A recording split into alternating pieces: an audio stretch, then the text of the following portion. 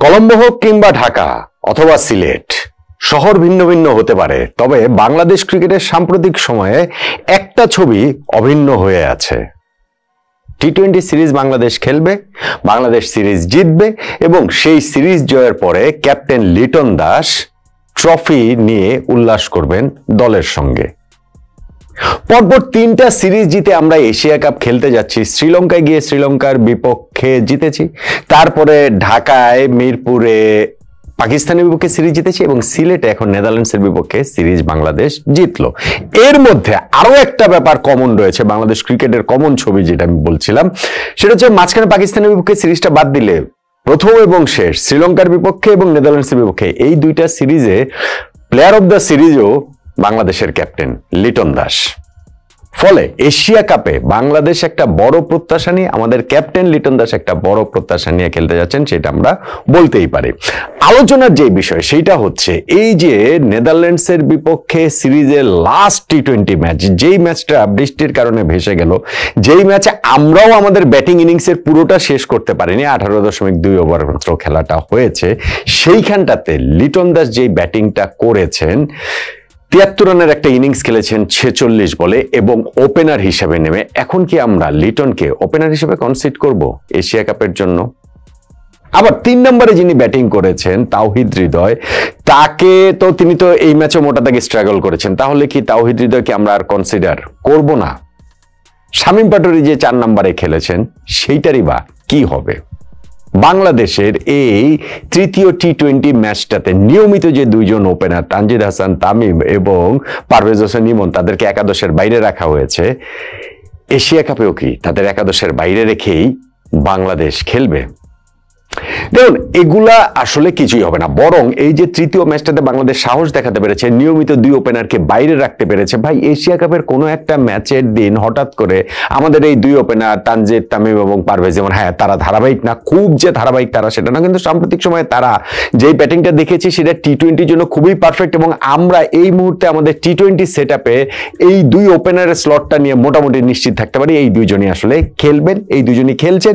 এই 2জন যে থার্ড ম্যাচটাতে নেদারল্যান্ডসের বিপক্ষে বিশ্রাম দেওয়া হয়েছে এবং সেইখানটাতে লিটন দাস যে এরকম একটা ইনিংস খেলেছেন, তারপরও এই জায়গাটা নিয়ে কোনো রকম কোনো সংশয় নাই। ইনফ্যাক্ট ওপেনার হিসেবে যে আরেকজনকে খেলানো হয়েছিল সাইফ হাসান, তিনি এই ম্যাচটাতে খুব বেশি রান করতে পারেন, কিন্তু যদি পারতেন, যদি খুব ভালো একটা ইনিংসও খেলতেন, তাহলে আমার মনে হয় যে তানজিদ তামিম এবং পারভেজ ইমনের একাদশের জায়গাটা ওপেনার হিসেবে ওই জায়গাটা নিয়ে কোনো রকম কোনো সংশয়ের জায়গা আসলে থাকতো না।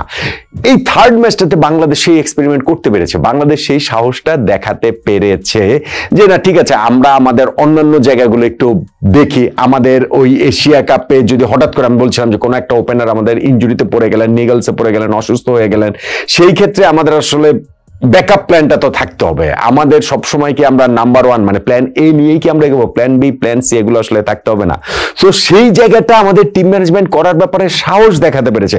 আমরা জানি না এই থার্ড টি-20 ম্যাচটা যদি হতো সেক্ষেত্রে বাংলাদেশ জিততো না হারতো, আমরা জানি না যে বাংলাদেশের আসলে আরো ভালো ব্যাটিং করাটা উচিত, মানে নিশ্চয়ই ছিল। আমার কাছে মনে হয় যে এই স্টার্টটা আমরা পেয়েছিলাম সেটা আমরা আসলে কেন করতে পারলাম না।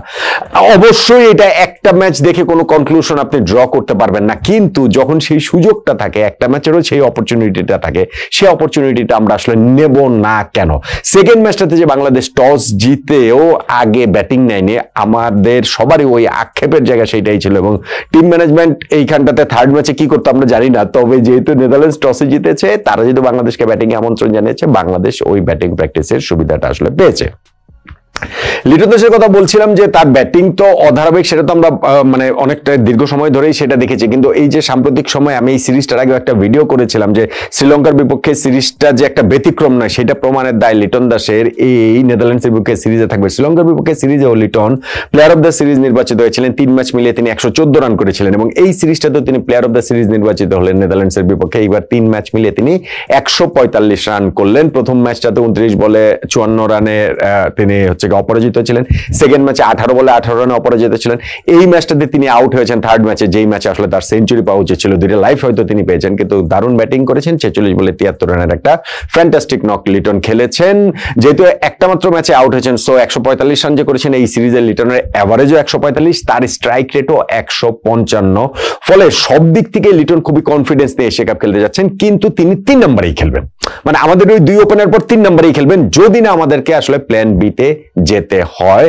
ঠিক তেমনি ভাবে এই জায়গাটাতে আমি মনে করি যে না, তাওহিদ হৃদয় স্ট্রাগলিং ব্যাডলি, মানে আমরা এই ম্যাচটাতে দেখতে পেয়েছি, কিন্তু স্টিল আমি এখনো মনে করি যে তাওহিদ হৃদয় আমাদের একমাত্র প্রপার মিডল অর্ডার ব্যাটসম্যান। এই থার্ড ম্যাচটাতে যেমন তাকে 3 নম্বরে খেলানো হয়েছে, সেইটাও যে ঠিক আছে এই পরিস্থিতি বিবেচনায় হয়তো খেলানো হয়েছে, কিন্তু ওই 4 নম্বর 5 নম্বরে আমি এখনো মনে করি যে তাওহিদ হৃদয় এরকম একটা জঘন্য টি-20 ইনিংস খেলার পরও এশিয়া কাপে তার কাছ থেকে আসলে বড় কিছুই আমরা এক্সপেক্ট করব। সেটা যদি না হয় তাহলে বাংলাদেশ ওই জায়গাটাতে আসলে স্ট্রাগল করবে। আবার যেমন ধরেন যে শামীমকে 4 নম্বরে খেলানো হয়েছে, তিনি মোটামুটি ভালোই পারফর্ম করেছেন। 5-6 ওখানে জাকের আলী অনেক এবং নুরুল হাসান সোহান, তারাও খুব ভালো পারফর্ম করেছেন। আমরা জানি ইনিংসের শেষটা আরেকটু ভালো তারা হয়তো বা করতে পারতেন, যে যেই 10টা বল ছিল। ওভারঅলি আমাদের ওই জায়গাটাতে ব্যাটিং এর আরেকটু ভালো করার সুযোগ তো আসলে ছিলই। আমাদের যেন বৃষ্টির কারণে প্রথম দফা যখন খেলাটা বন্ধ হয়, তখন 4.1 ওভারে বাংলাদেশের স্কোর ছিল 1 উইকেটে 60। সেইখান থেকে আবার যখন দ্বিতীয় দফা বৃষ্টিতে খেলাটা পোস্টপন্ড হয়ে গেল, তখন কিন্তু বাংলাদেশের স্কোর 18.2 ওভার 164। অর্থাৎ বৃষ্টির পরের যে বাংলাদেশ 14.1 ওভার ব্যাটিং করেছে, সেখানে আর মাত্র 104 রান করতে পেরেছে। প্রথম 4.1 ওভারে আমরা 14.5 রান রেটে ব্যাটিং করেছে, আর পরের 14.1 ওভারে আমরা 7.5 রান রেটের মতো ব্যাটিং করেছে। ফলে আমাদের ওই জায়গায় উন্নতির সুযোগ তো রয়েছেই, কিন্তু এশিয়া কাপের আগে এই জিনিসগুলো খুঁটিয়ে নাটিয়ে দেখার, এই যে পারমুটেশন কম্বিনেশন করে দেখার, বিভিন্ন জায়গায় খেলে দেখার, সেই সুযোগটা সেকেন্ড ম্যাচও বাংলাদেশ টিম ম্যানেজমেন্ট নিতে পারতো, সেটা নেয়নি। থার্ড ম্যাচটা যদি পুরোটা হতো, সেই ক্ষেত্রে আমাদের বোলিং ডিপার্টমেন্টের ক্ষেত্রেও আমরা এই কাজটা আসলে একটু করতে পারতাম। টিম ম্যানেজমেন্ট অ্যাটলিস্ট থার্ড ম্যাচে গিয়েও যে এই কোড আন কোড সাহসটা দেখাতে পেরেছে, আউট অফ দ্য বক্স তারা ভাবতে পেরেছে। ধরুন 2 ওপেনারকে বসিয়েই তারা যে এইভাবে লিটনকে, সাইফকে দিয়ে ওপেন করেছে, 3 নম্বরে তাওহিদ হৃদয়কে খেলিয়েছে। এইটা আমি মনে করি যে টিম ম্যানেজমেন্ট একটা ব্রেভ ডিসিশন নিয়েছে। তারা ওই সমালোচনার ব্যাপারটা ব্যাক অফ দ্য মাইন্ডে রাখার পরেও এশিয়া কাপের জন্য এইটাকে আমার কাছে তাই একটা মানে ভালো প্রস্তুতির মতো একটা মানসিকতা নিয়ে এই ম্যাচটা বাংলাদেশ টিম ম্যানেজমেন্ট খেলতে নেমেছে, যেটা সেকেন্ড ম্যাচে অনুপস্থিত ছিল। ফলে এই ম্যাচের এই পারফরমেন্স দেখে এখন কিন্তু যদি আমরা বলি যে না, লিটনকে ওপেনার হিসেবে খেলাতে হবে, বিষয়টা কিন্তু সেটা হবে না। বা কোনোভাবেই তাওহিদ হৃদয়কে খেলানো যাবে না, বিষয়টা কিন্তু সেটা হবে না।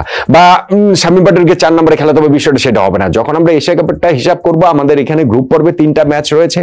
ওই 3টা ম্যাচ যদি উতরে যেতে আমরা পারি, মানে প্রথম 2টা দলের মধ্যে থাকতে পারি, সেই ক্ষেত্রে আমাদের সুপার 4-এ আবার 3টা ম্যাচ আমরা খেলবো, তারপরে তো আবার ফাইনাল রয়েছে। সো অন্তত 3টা ম্যাচ বাংলাদেশ খেলবে, 6টা ম্যাচও হতে পারে, সর্বোচ্চ 7টা ম্যাচও হতে পারে। ফলে এইখানে আপনি 11 জন ক্রিকেটার নিয়ে এই লং টুর্নামেন্টের প্ল্যান আপনি করতে পারবেন না। সেই জায়গাটাতে পুরো স্কোয়াড লাগবে, পুরো 16 জনের হিসাবটাই আসলে লাগবে, যেইটা সেকেন্ড ম্যাচটাতে বাংলাদেশ টিম ম্যানেজমেন্ট ওইটা আসলে মিস করেছে বলে আমার কাছে মনে হয়। কিন্তু থার্ড ম্যাচে তারা সেটা ভালোভাবে করতে পেরেছে, এবং এইটার সুফল আমাদের এশিয়া কাপে গিয়ে আমরা পাবো বলে ওই এক্সপেকটেশন তো আমাদের থাকতেই পারে।